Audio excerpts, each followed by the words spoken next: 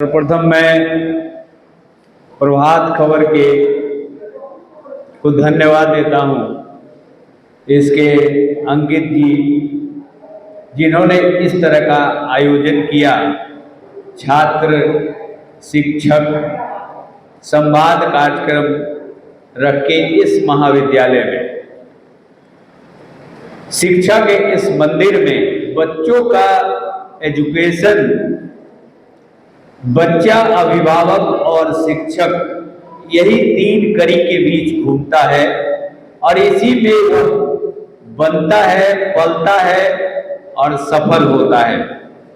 इसीलिए इन तीन चीजों का बेहतर होना अति आवश्यक है। एक, बच्चों के अंदर अनुशासन। शिक्षा का सीधा मतलब होता है डिग्री हासिल करना और नौकरी प्राप्त करना शिक्षा का मूल उद्देश्य नहीं होता है।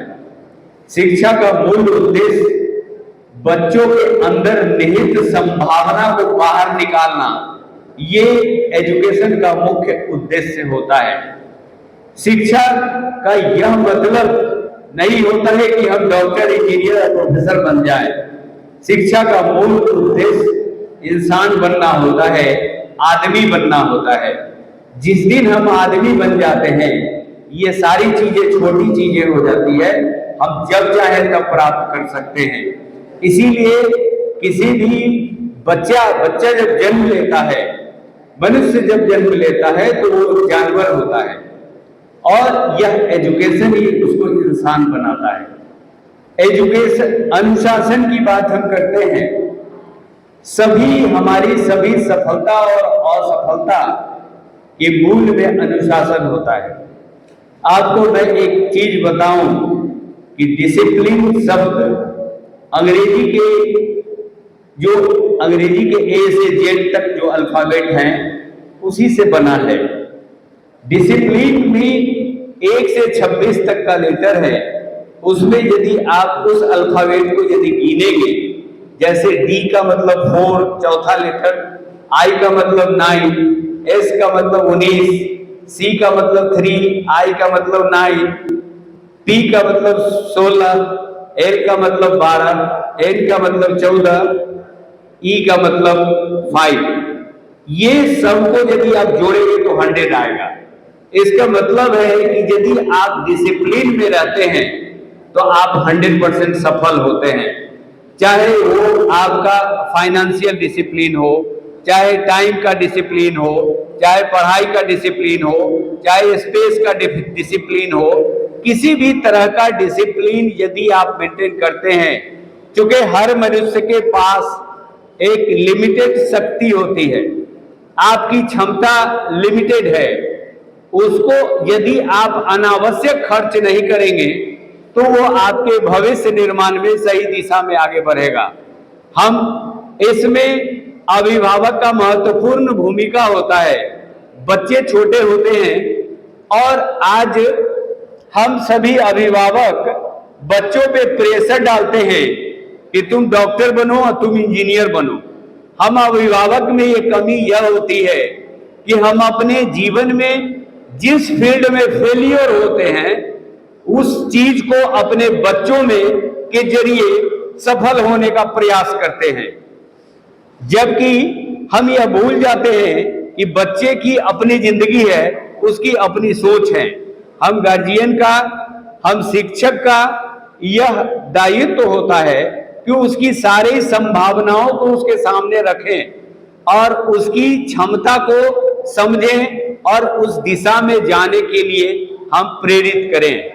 इसीलिए बच्चों में कभी भी प्रेशर नहीं देना चाहिए कि तुम्हें यह बनना है और यह बनना है। वर्तमान में न्यू एजुकेशन पॉलिसी के तहत बहुत सारी संभावनाएं हमारे सामने खोल दी गई है। हम जीवन में सफल होने का मतलब होता है IAS और IPS बन जाना या प्रोफेसर बन जाना या नौकरी बन जाना, मिल जाना, ये सफलता का गारंटी नहीं है। आप सेटिस्फाइड किस बात से हैं, यही आपकी सफलता की गारंटी है। यदि ये सफलता की गारंटी होता तो हर नौकरी करने वाला व्यक्ति सुखी होता, हर धनी व्यक्ति सुखी होता, लेकिन ऐसा देखने को नहीं मिलता है। इसीलिए आप जिस तरीके से हमारे शरीर का एक एक अंग इंपॉर्टेंट है, उसी तरीके से जीवन के जितने भी फील्ड हैं, जितने भी विषय हैं, सबके सब इंपॉर्टेंट है। आपको जिस फील्ड में इंटरेस्ट है, उस फील्ड में आप बेहतर काम कर सकते हैं और आप उसी को चुने, और हम शिक्षक उसकी पोटेंशियलिटी को समझें, उसी ओर प्रेरित करें। इसीलिए हम समझते हैं कि आज के समय में बच्चों का काउंसलिंग से ज्यादा अभिभावक का काउंसलिंग जरूरी होता है। इसीलिए हम बच्चों के अंदर फ्रेंडली व्यवहार करें, ताकि वह अपने अंदर की समस्या को बहुत आराम से हमारे सामने रख सके। हम बच्चों को डरा के और धमका के हम कुछ नहीं कर सकते हैं, क्योंकि ये पढ़ाई एक ऐसी चीज है कि जब तक वो खुश नहीं होगा तब तक वो पढ़ नहीं सकता है। इसीलिए हमें उसकी साइकोलॉजी को समझना होगा। बच्चों की साइकोलॉजी को जो समझता है, इसीलिए शिक्षक जो होता है वह और छात्र के बीच में बहुत बड़ी खाई होती है, और उस खाई को पाटने की क्षमता शिक्षक में होती है। और सही शिक्षक वही है कि बच्चों की जहां पर बच्चा का लिमिटेशन है वहां तक अपने आप को उतार के और तब उसको ऊपर की ओर ले जाता है। तीन तरह के शिक्षक और छात्र को हम इस एग्जाम्पल की तरह समझ सकते हैं कि शिक्षक जब पढ़ा रहे होते हैं तो तीन सुराही रखा हुआ है, वो तीनों छात्र हैं। छात्र का दिमाग है कि शिक्षक जब पढ़ा होते हैं तो वो जैसे बोरिंग का पानी है, तो एक पानी जो है वो सीधा घड़ा में जाता है, एक पानी आधा पानी घड़ा में आधा बाहर, और एक पानी का पूरा बाहर। तो हमें यह ध्यान देना है कि हम जो पढ़ा रहे हैं वो बच्चे समझ रहे हैं कि नहीं समझ रहे हैं, हम अपने आप को संतुष्ट कर रहे हैं या बच्चों को संतुष्ट कर रहे हैं। तो इस एजुकेशन सिस्टम में हमें बच्चों के लिमिटेशन से अपने आप को उठाना है, ताकि बच्चा हमारी बात को समझ सके। हम कितने विद्वान हैं ये इंपॉर्टेंट नहीं है, बच्चों की जो भूख है उसको हम कितना शांत करते हैं, हमारी सफलता उसी में है। इसीलिए हम एजुकेशन सिस्टम में यह आवश्यक होता है कि बच्चों के अंदर एजुकेशन के प्रति भूख पैदा करना। जिस दिन हम पैदा कर देते हैं उस दिन बहुत ज्यादा जरूरत नहीं होती है, उसको पॉलिश करने की जरूरत होती है। और हम ज्यादातर उस बच्चों को अधिक महत्व देते हैं जो बच्चा बदमाशी नहीं करता है, जबकि जो बच्चा बदमाशी करता है उसके अंदर टैलेंट सबसे ज्यादा होता है। तो उसके अंदर टैलेंट है, उस जिस तरीके से बोरिंग में पानी बहुत दे रहा है, तो अब हम शिक्षक की जरूरत है, वह किसान की जरूरत है कि उसमें पाइप लगा के खेत में पटाए। क्योंकि यदि बोरिंग में पानी बहुत दे रहा है, उसको छोड़ देंगे तो जहीं तहीं चला जाएगा, खेत नहीं पटेगा। इसीलिए जिसके अंदर, जिन बच्चों के अंदर पोटेंशियलिटी की मात्रा अधिक है, आईक्यू की मात्रा अधिक है, वो बदमाशी करेगा। तो वो करेगा तो उस वहां सबसे ज्यादा कॉन्शियस रहने की जरूरत है। जिस तरीके से पेड़ पौधा का स्वभाव है कि वह कन्ना इधर उधर देगा, तो हम यह दया करेंगे कि कन्ना काटने से पेड़ को दर्द होगा तो पेड़ बिगड़ जाएगा, इसीलिए हम उसको काटते हैं और बेहतर वृक्ष का निर्माण करते हैं। उसी तरह से बच्चों के अंदर भी बदमाशी करना, नटखटपन करना, कुछ भी करना उसकी स्वाभाविक प्रवृत्ति होती है, और उस प्रवृत्ति पे अंकुश लगाना हमारा काम होता है। और उसको छोटी छोटी गलती पे हम शिक्षक अभिभावक यदि उसको टोकते हैं तो वह बड़ी गलती से बच जाता है और वह अपने अंदर की एनर्जी को सही दिशा में लगाता है। इसीलिए मैं इस विद्यालय के प्रधानाचार्य, शिक्षक, बच्चों और इस प्रभात खबर के अंकित जी को बहुत बहुत धन्यवाद देता हूं, जिन्होंने मुझे मौका दिया बच्चों के साथ बोलने का। चूंकि मैं कॉलेज के बच्चों के साथ जूझता था, 5 साल तक मैं DSW के रूप में बिहार विश्वविद्यालय में काम किया और एक से एक बच्चे आते थे, काफी गुस्से में आते थे।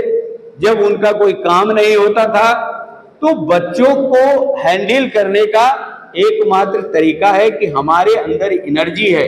गुस्सा उसी को आता है जिसके पास एनर्जी होता है। तो एनर्जी है तो हमें उसे कैसे कंट्रोल करना है, उसको समझाना कैसे है और उसको कैसे हम उस दिशा में मोड़ें कि वो अपनी एनर्जी को अनावश्यक खर्च ना करे। हम लोग, चूंकि मैं फिलॉसफी का टीचर हूं, इसीलिए मैं बताता हूं कि हम लोग समझते हैं कि अहंकार बुरी चीज है, जबकि अहंकार अच्छी चीज है। अहंकार क्रिएशन है, अहंकार से ही पूरे संसार का क्रिएशन होता है।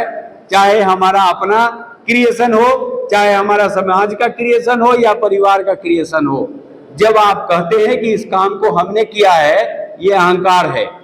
लेकिन अहंकार तब बुरा हो जाता है जब आप कहते हैं कि इस काम को सिर्फ मैं ही कर सकता हूं, ये बुरी चीज है। तो क्रिएशन, अहंकार को पालने की जरूरत है और नम्रता को खर्च करने की जरूरत है। हम उल्टा करते हैं, अहंकार को खर्च करते हैं, नम्रता को दाब के रखते हैं। इसीलिए हमारा प्रोग्रेस, चूंकि एनर्जी है, अहंकार एनर्जी है, वो अग्नि तत्व है और वह अग्नि तत्व को संभाल के रखने की जरूरत है कि हम अपने सही दिशा में एनर्जी को लगाएं। बहुत बहुत धन्यवाद, आपने मुझे मौका दिया।